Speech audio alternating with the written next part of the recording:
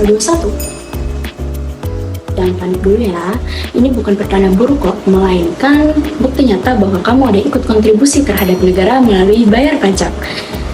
Tapi sebenarnya pajaknya ini apa sih? Gimana cara kerjanya? Dan siapa aja yang harus bayar? Yuk simak sampai akhir. Jadi, PPh pasal 21 adalah pemotongan atas gaji, upah, honor, ataupun tunjangan yang kita terima sebagai pegawai, karyawan, ataupun penerima jasa lainnya sesuai dengan peraturan pajak. Singkatnya, ketika kita digaji, gaji kita akan dipotong oleh perusahaan sebagian untuk disetorkan kepada negara. Tapi gaji yang dipotong ini bukan semata-mata hilang, melainkan digunakan untuk membangun negara.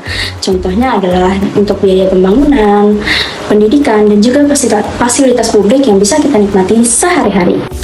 Siapa sih yang wajib bayar pajak ini? Subjeknya adalah orang pribadi dalam negeri, yaitu orang yang berpenghasilan di Indonesia, baik itu pegawai tetap, pegawai tidak tetap, penerima honor, maupun pensiunan.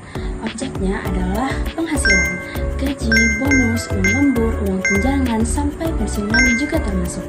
Jadi, selama kamu berpenghasilan dari pekerjaan atau jasa, kamu termasuk sebagai kategori wajib pajak PPh pasal 21.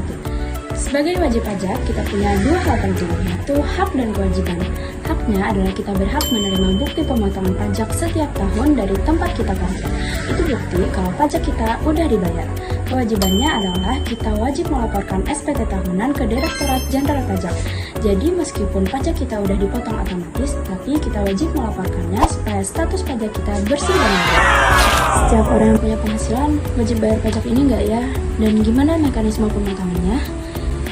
Jadi, setiap bulan perusahaan akan menghitung penghasilan bruto atau penghasilan kotor kamu yang kemudian dikurangi dengan biaya jabatan atau biaya iuran yang menghasilkan penghasilan bersih atau neto. Setelah itu dikurangkan dengan penghasilan tidak kena pajak atau PTKP, yang mana jika penghasilan kamu di bawah PTKP, maka kamu terbebas dari pajak. Tapi jika penghasilan kamu di atas PTKP, maka kamu wajib bayar pajak. Batas penghasilan tidak kena pajak saat ini yang terbaru adalah dimulai dari 54 juta per tahun, yang kemudian ditambah 4.500.000 jika kamu sudah menikah, dan ditambah lagi 4.500.000 jika kamu memiliki anak dengan batas maksimal 3 anak. Sisanya disebut sebagai penghasilan kena pajak atau PKP. Disinilah diterapkan tarif pajak progresif. Jadi semakin besar penghasilanmu, maka semakin besar juga tarif pajak yang harus dibayarkan. Jadi adil bukan? Biar nggak cuma teori, yuk kita lihat contoh.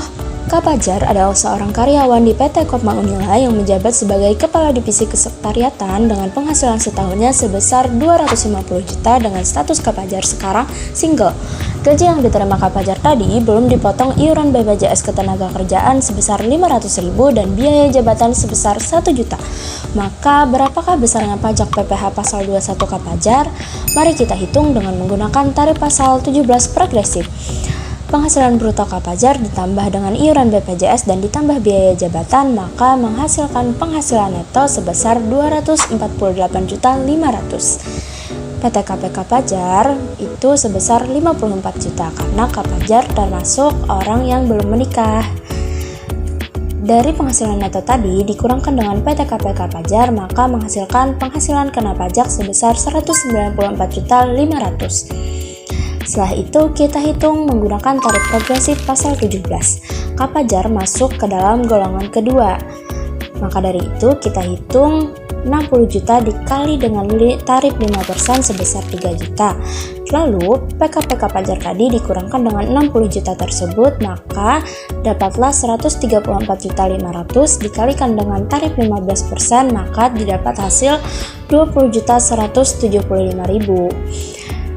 Tarif 5% dan tarif 15% tadi ditambahkan, maka dapatlah PPh terhutang Kak Pajar sebesar 23.175.000 per tahun.